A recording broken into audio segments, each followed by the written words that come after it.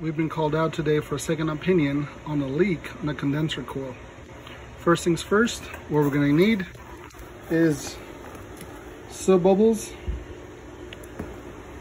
our leak detector, and obviously the rest of our tools. So first things first, what I did is I went inside.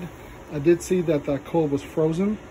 I turned the unit off and turned the fan on. Advised the homeowner to watch for the condensation as it de-ices, because again, we don't want any water damage to happen to the house. So first things first, verification of the type of refrigerant. So we are dealing with 410A. I obviously have the unit off. If I put my gauges on, my standing pressure is 185 on both sides. This unit has been off now for about 10 minutes. The pressures are equalized.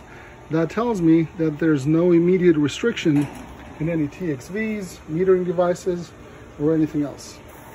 So when you look at your standing pressures at 185, that is lower than desired. Your standing pressures, or 410A, should typically be above 200.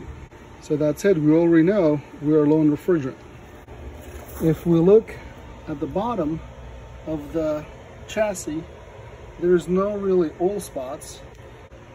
There's nothing crazy going on to give away the leak. That said, the refrigerant always evaporates, but it does leave traces of oil, so that's what we're looking for. You see how this copper pipe is nice and dry? Same thing like over here.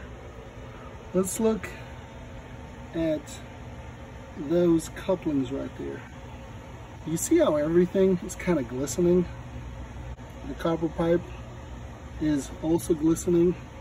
So there's a lot of shiny pipe over there. So that could be a good indication that there's oil. So step number one, we'll use our leak detector to see if we pick up any refrigerant. All right, let's try this out with our leak detector.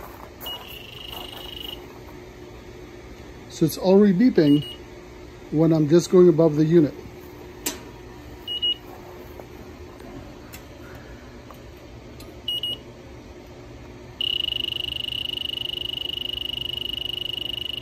So we have a hit down here. What you want to do is take the leak detector away and then go back to it one more time. So we know there's a leak in here for sure.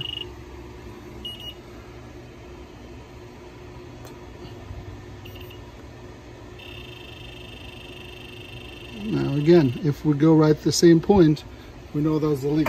So my preference, this is not enough.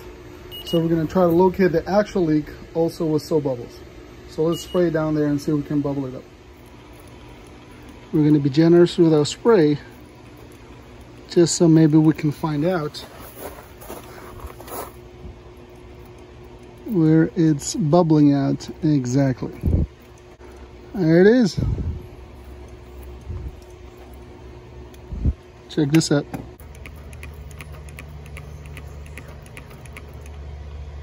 See how the bottom one's bubbling up? Big soap bubbles right there.